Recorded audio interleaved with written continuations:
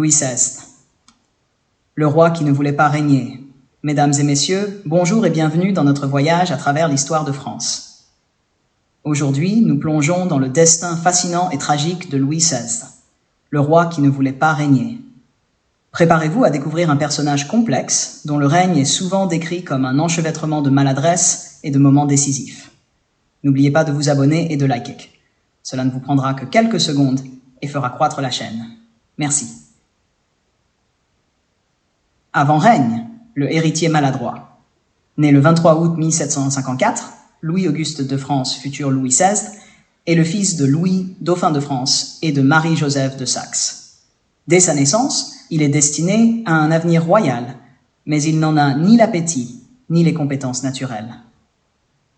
Contrairement à son grand-père Louis XV, dont la réputation était notoire, Louis-Auguste est un jeune homme réservé, plus intéressé par les détails de la vie quotidienne que par les affaires d'État. En 1770, il épouse Marie-Antoinette d'Autriche, un mariage qui marque le début de nombreuses difficultés pour le couple.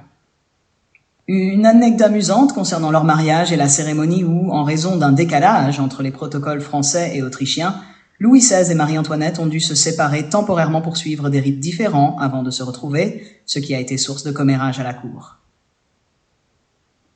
Règne, les débuts d'une monarchie en déclin. Louis XVI devient roi le 10 mai 1764. Initialement, son règne est accueilli avec espoir, car il est perçu comme un homme de bon sens et d'intégrité. Cependant, ses tentatives de réforme des finances se heurtent à une opposition farouche des parlements et des nobles.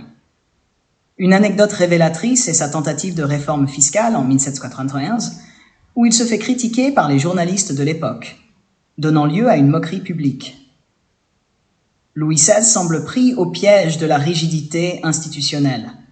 Au lieu d'instaurer des réformes profondes, il tente de maintenir l'équilibre par des compromis qui aggravent la crise économique. Mal entouré, ses ministres, souvent inefficaces ou corrompus, contribuent à l'érosion de la confiance publique. 1789-93, la Révolution et la chute. En janvier 1789, la France est en crise économique et sociale.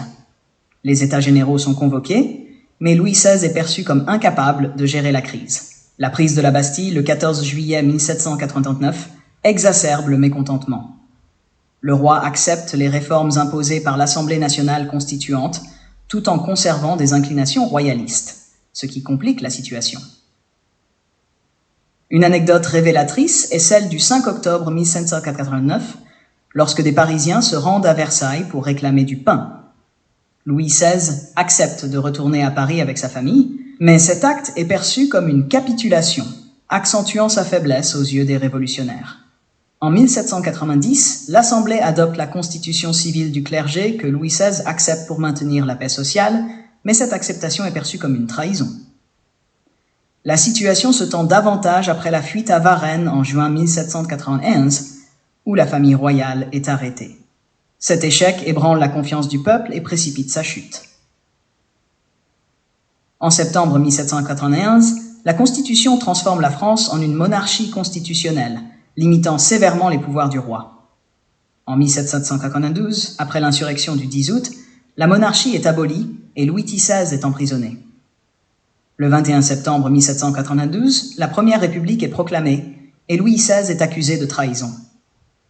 Son procès, débuté en décembre 1792, le condamne à mort. Il est exécuté le 21 janvier 1793, marquant la fin de la monarchie et le début de la République française. Conclusion. Le règne de Louis XVI illustre les défis des monarques face aux changements historiques. Malgré ses intentions, il n'a pas su réformer son royaume, conduisant à sa chute tragique. Cela rappelle la fragilité du pouvoir et l'importance du leadership en temps de crise. Merci d'avoir suivi cet épisode dédié à Louis XVII. Si vous avez apprécié cette plongée dans l'histoire, n'oubliez pas de vous abonner et de liker. Merci pour votre soutien en vous abonnant.